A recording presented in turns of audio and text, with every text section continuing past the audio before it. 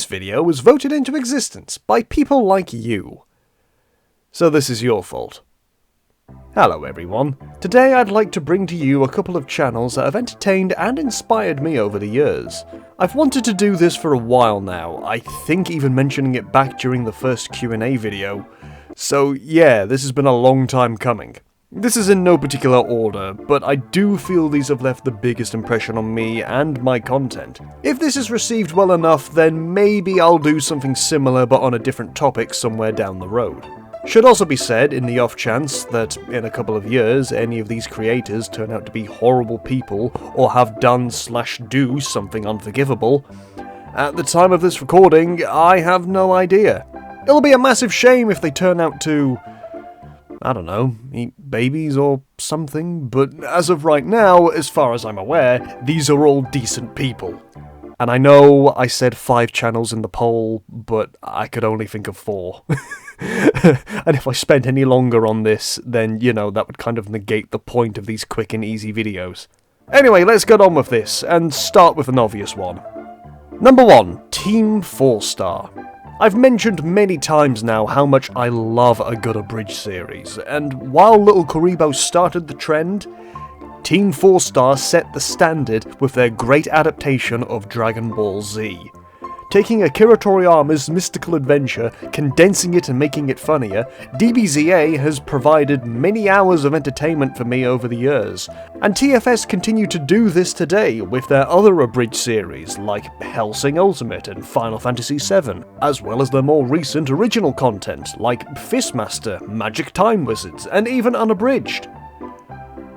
Okay, that last one's a little rough around the edges, but I really liked the Swear Czar. I am the Swear Czar of the Swear Jar, and it is my duty to keep this office family fucking friendly. Can't break a 20. Fuck you. I feel like TFS helped hone my own style of comedy, particularly timing and how to do callbacks and setups and such. Not to mention, a lot of the voices I can do are based off of or were inspired from their own voices. I can do decent impressions of Vegeta and Trunks, the latter of which I utilised for my How We Roll character. My Piccolo impression has kind of evolved into my default Batman voice, and Krillin has made doing General Update a hell of a lot easier.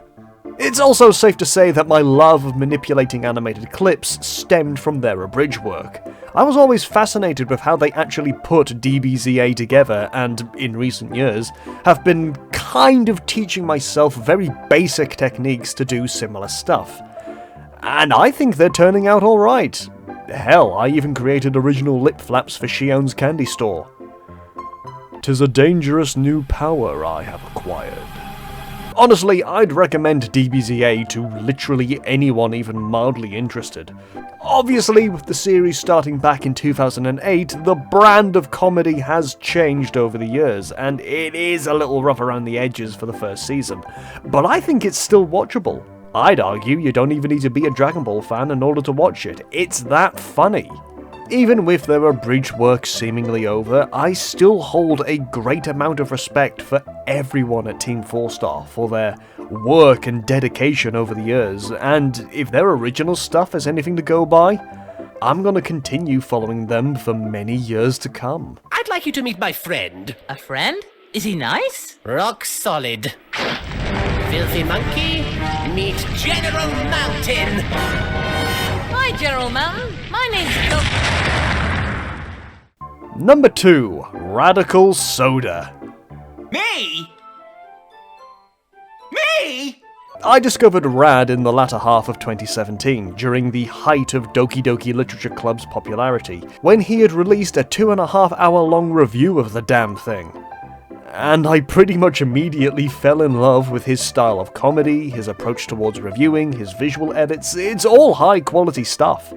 In fact, he left so much of an immediate impression on me that I think if you watch one of his videos and then check out my Cotton Drifting review, and to a lesser extent the Curse Killing review, and you can really see how much I tried to emulate his style. More cutaway gags, a tighter rhythm, interacting with characters to try and get a point across. A lot of my review style has been inspired by him. Hell, I even changed Principal Hood's voice to more closely match Rad's Bear Grylls, for better or worse. I take Yuri's hand and lick her index finger in return. What the bloody hell are you looking at?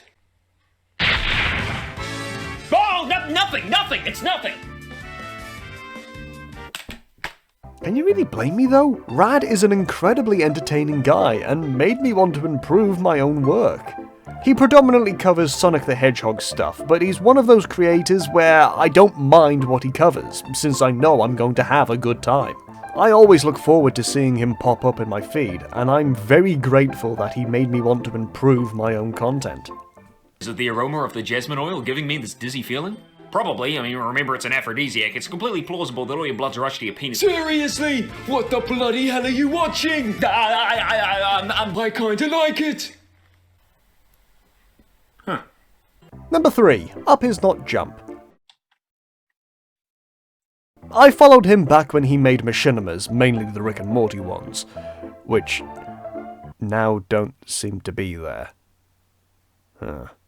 Anyway, he made those for a little while, before eventually doing a kind of sort of behind the scenes on how they're made, which evidently proved popular enough for him to go ahead and start reviewing VR games. Now, I don't own a VR headset, and I've never actually tried one, but the formatting, writing, and editing of Up Is Not Jump's videos provides more than enough of a good experience to keep you enticed, even if you're never going to play the games yourself. Made about 10 times better by his sheer chaotic energy and delivery. The ultimate evil. That was less satisfying than I thought it was going to be. It's fucking cold. Arousing. Emma, have you seen my razor? Oh god, Emma, get out of the house! Rah! God, these guys like skulls. Shut up, Artie! Ow! What's in the box? You dare throw my honour into question? Have at you! This is the only channel where those out-of-context clips really work for me. Honestly, any of his blank is a nightmare videos are so entertaining, I'll just stick a random one on and find myself in stitches within a couple of seconds. I personally quite enjoy his Skyrim VR, budget cuts and Half-Life Alyx videos, and find myself rewatching them the most. I wish I could exude the same kind of madcap energy he does, and pull off similar jokes in my skits. But yeah, Up Is Not Jump is well worth your time. He's currently going through all the Fallout games. So there's something to look forward to.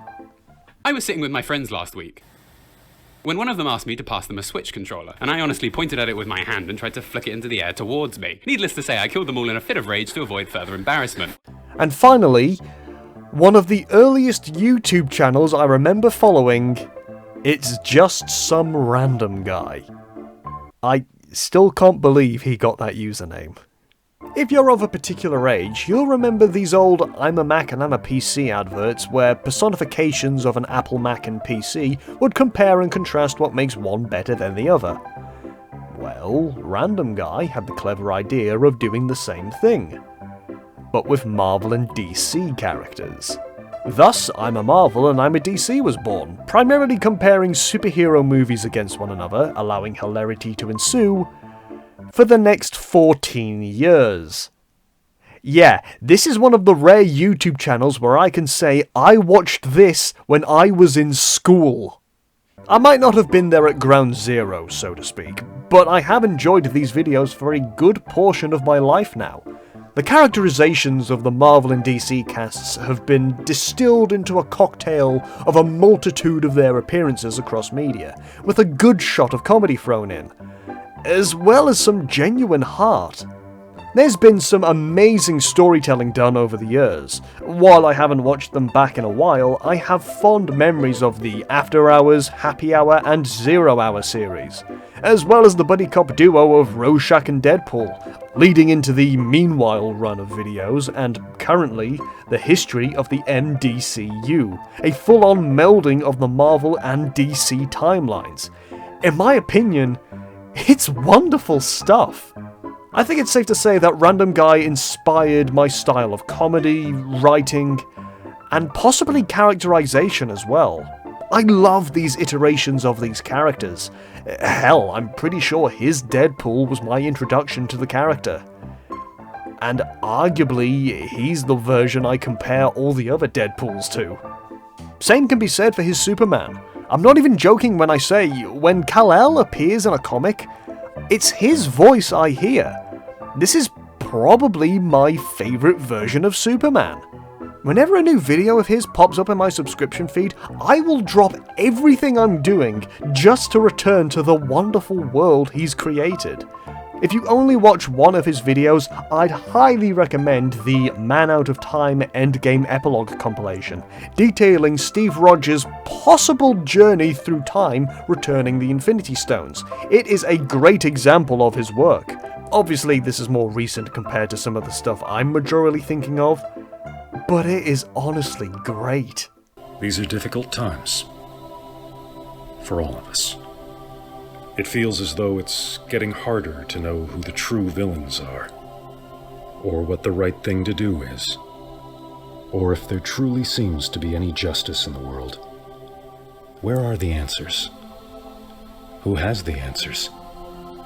Well, I believe it's the same people who've always had them. Us. All of us. Alright, that'll do it. Thanks for watching, everyone. I better crack on with the eye-opening retrospective. In the meantime, maybe check out one of the channels I mentioned.